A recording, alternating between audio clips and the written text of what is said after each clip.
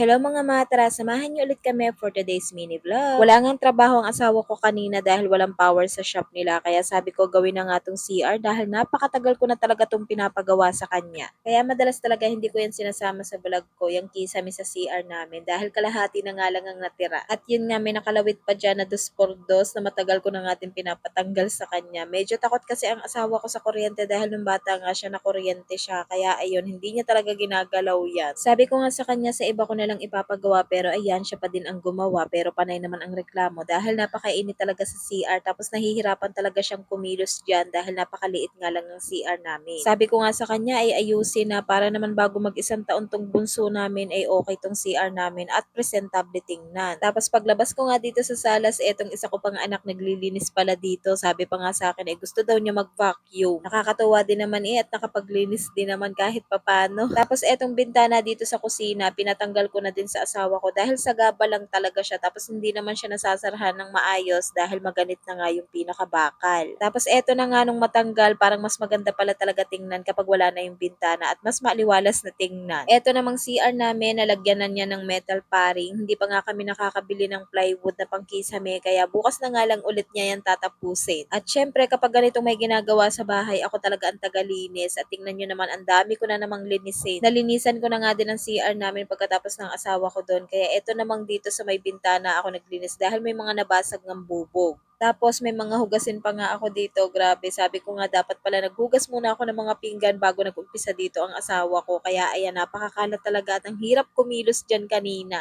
Yung mga gamit pa naman niya dyan niya pinapatong tapos ang gulo-gulo. Ito lang talaga ang mahirap kapag may ipinapagawa sa bahay. Tayo talaga mga nanay ang tagalinis. Hindi na nga ako nagpatulong sa asawa ko dahil nakakapagod din naman yung ginawa niya. At ang hirap-hirap talaga ng sitwasyon niya sa CR dahil napakaliit talaga ng CR. At nahihirapan talaga siyang kumilos. Balak naman talaga naming ipagawa tong kusina dahil may mga gusto nga kaming baguhin dito. Kaya lang wala pa nga kaming budget. Kaya pansamantagal nagdi-DIY muna kami. Kaya yan, sabi ko nga sa asawa ko, total sira na din naman ang kisame ng CR ay pinaayos ko na. Tapos tanghali na nga din siya nag-umpisa kanina sa paggagawa kaya ayun, hindi agad niya natapos at hindi nga din siya nakabili ng plywood kaya sabi niya bukas na nga lang daw niya tatapusin. Tapos eto nga, hindi pa ako tapos sa paglilinis, napakaligalig na nitong batang maliit, ayaw talaga niyang sumama sa kanyang papa at saka sa ate niya at gusto sa akin lang kaya ito habang naglilinis ako kinarga ko na lang. May ginagawa din kasi ang panganay ko kaya hindi ko na nga sa kanya inuutos ng paglilinis at ako na nga lang din ang gumawa kahit nakarga-karga ko tong batang maliit na to. Nagkasumpong pa nga ako dyan dahil hindi talaga kayang patahanin ng asawa ko kainaman. Hindi pa nga din ako nakakapagluto ng hapunan namin tapos maya-maya pumunta nga dito sa kusina ang asawa ko at sabi niya siya na nga lang daw ang magluluto. Yun lang, salamat!